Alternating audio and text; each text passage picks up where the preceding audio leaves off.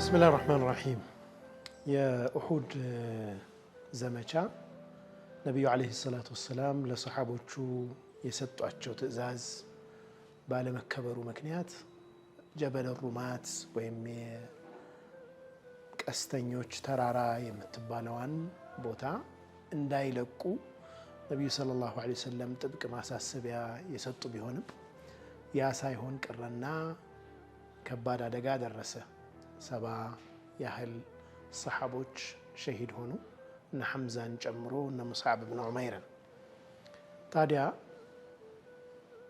ሰዎች ናቸውና መሰበር ይኖራል፣ ውስጥ መጎዳት ይኖራል። ጃብር ኢብኑ አብድላህ ኢብኑ ሐራም ነብዩ አለይሂ ሰላቱ ወሰላም ተክዞ ያዩታል። ያ ጃብር ማሊ አራከ ሙንከሲራን አሉት። ምነው ጃቢር ስብር ብላ ያየው ውስጥ ስብር ብሎ አየሁት ምን ሆንክ ብለው ነብዩ ሰለላሁ ዐለይሂ ወሰለም ጠየቁት። ያ ረሱላህ ቁቲለ አቢ የውም ኡሑድ የኡሑድ ዘመቻ ጊዜ አባቴ ተገደለ። ወተረከ ዒያላን ወደይናን ብዙ ቤተሰብና ደይን ጥሎብኝ ሄደ አንቱ የአላህ መልእክተኛ አላቸው ነብዩ ሰለላሁ ዐለይሂ ወሰለም። ነብዩ ሰለላሁ ዐለይሂ ወሰለም መጥቶ ነግሯቸው አይደለም፣ ሁኔታውን አዩትና ምን ነው ስብር ብለሃል ብለው ጠየቁት።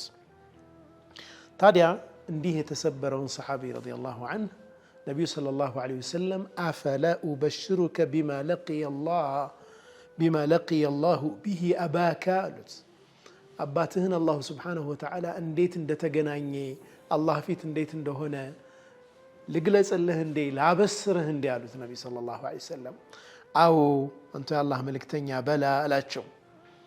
አላሁ ስብሓነሁ ወተዓላ ማንንም ሰው ሚን ወራኢ ሒጃብ ከግርዶሽ ጀርባ እንጂ አላናገረም አባትህን ሲቀር አሉት ነቢያችን ሰለላሁ ዐለይሂ ወሰለም።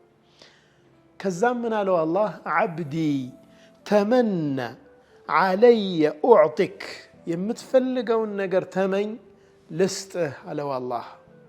አባትህም እንዲህ ብሎ መለሰ ያ ረቢ አን ቱሕይኒ ፈኡቅተለ ፊከ ታኒየተን ህይወት መልሰህልኝ ድጋሚ በአንተ መንገድ ላይ መሰዋት ነው የምፈልገው አለ።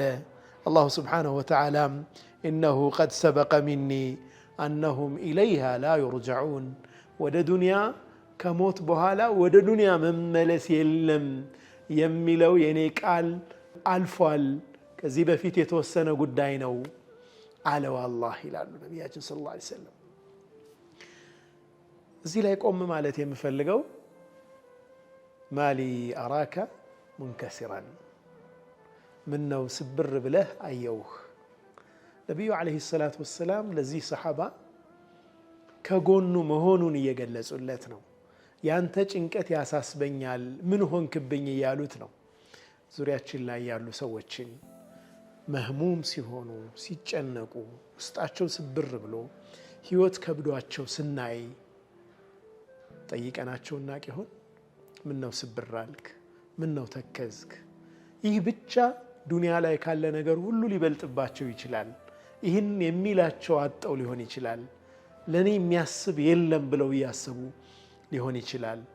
ስለዚህ በዙሪያችን ያሉ ሰዎች በተለያየ መንገድ የምናገኛቸው ሰዎች የህይወት ክብደት ሰብሯቸው ውስጣቸውን ሐዘን ውስጥ ስናያቸው ማሊ አራከ ሙንከሲራን ምን ነው ስብር አልክ? አብሽር አይዞህ አለሁልህ አብሽር ይህም ያልፋል ልንላቸው ደረታቸውን ቸብ ቸብ አድርገን ልናበረታቸው የግድ ይለናል። ነቢዩ ዐለይሂ ሰላቱ ወሰላም በእርግጥም ደይኑን ከፍለውለታል።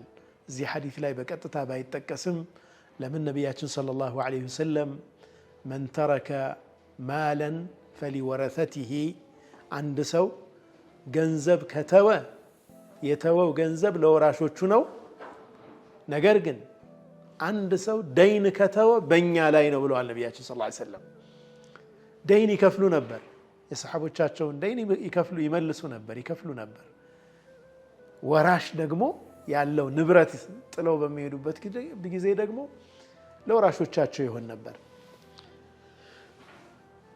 ሆስፒታል ልንጠይቅ ሄደን ምናልባትም የጠየቅነው ሰው ከቀናት በኋላ ወደ አኺራ ሄዶ የምናውቃቸው ቤተሰቦች የሚወዱትን ወላጃቸውን፣ ወንድማቸውን፣ ደጋፊያቸውን በማጣት ልባቸው ተሰብሮ ባለበት ሰዓት ደይን ደግሞ እንዳይሰብራቸው ደይን ያለባቸው መሆኑን አውቀን ደይናቸውን መዝጋት ችለናል?